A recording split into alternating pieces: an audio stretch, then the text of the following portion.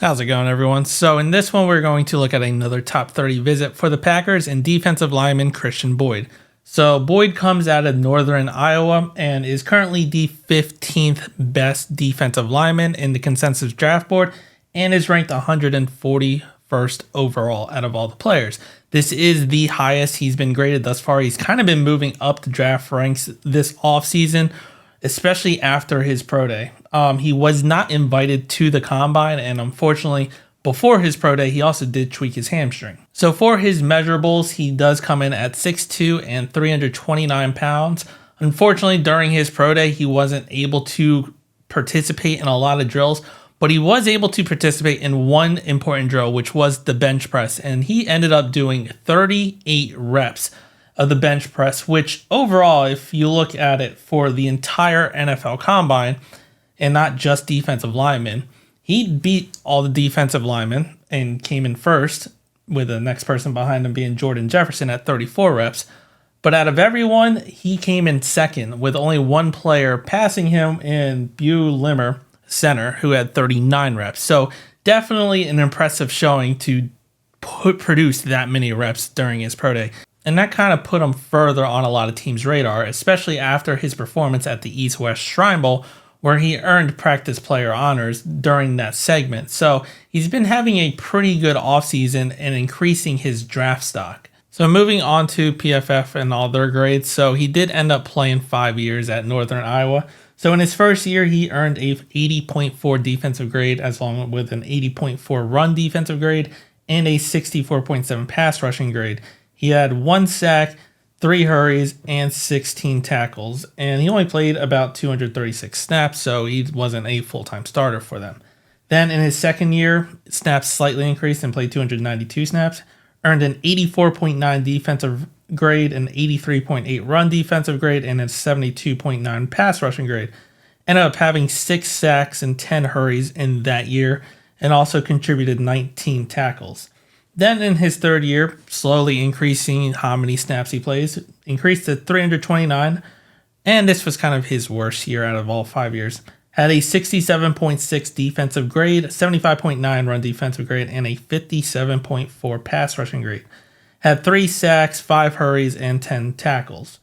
Then in his fourth year, continually increasing those snaps, 592 total snaps, had an 88.5 defensive grade, a 92.3 run defense grade, and a 68.8 pass rush grade. Had 1 sack, 1 hit, and 19 hurries, and had 26 tackles. And then in his final year, played 631 snaps, had a 89 defensive grade, 83.9 run defensive grade, and an 89.4 pass rushing grade. Had 3 sacks, 9 hits, and 28 hurries, and contributed 29 tackles. So definitely had a very disruptive final year for Northern Iowa. And when looking at his snaps by alignment, in 2021, he did play a lot of outside tackle, and that might have what contributed to a down year for him.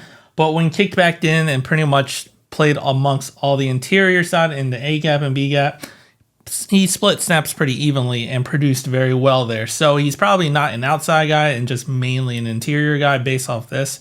So what are some of the pros for him? Well, he has a thick build and good weight, and he hit 38 reps on his bench press, which is just insane. He has good get off with a quick reaction to the snap and accelerates off the ball well. He keeps moving his feet through contact and has good pad level to collapse the pocket as a bull rusher. Also has a nice arm over as a counter off the bull rush. He's flashed a solid push-pull move and is physical at the point of attack when taking on blocks and will occasionally reset the line of scrimmage. Now for some of the cons for him, he has short arms and likes to take on blocks with his shoulder instead of hands, preventing him from consistently getting extension as a run defender. He has subpar block recognition, leading to him getting reached or scooped against zone runs. He lacks rotational strength to avoid getting shoulders turned versus combo blocks. Has a narrow base when taking on blocks, will get washed inside versus down blocks. And his hips are a little stiff to clear his lower half when working finesse moves. So he has a bit to work on, and he's projected to kind of go into the 3rd and 4th round. So he's kind of potentially a day 3 pick for the Packers, and really a lot of teams that are bringing him in. It kind of makes sense. He's not going to be a starter from day one. He's going to need to develop a bit, but could become a good rotational starter, especially on the interior. You can't have too many pass rushers and good solid rotational players. So why not bring him in and check what he's about and his measurables, maybe get a 40-yard time with that hamstring, hopefully healed up, and get a better, measurement of his athletic ability.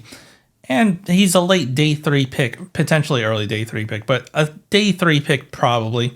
And why not take a flyer, especially with how many picks we currently have, especially if he kind of fits something that Jeff Hafley's looking for or the team wants to add to this defensive group. But let me know what you think down in the comments. If you liked the video, hit the like button, subscribe to the channel, and as always, go Pack Go.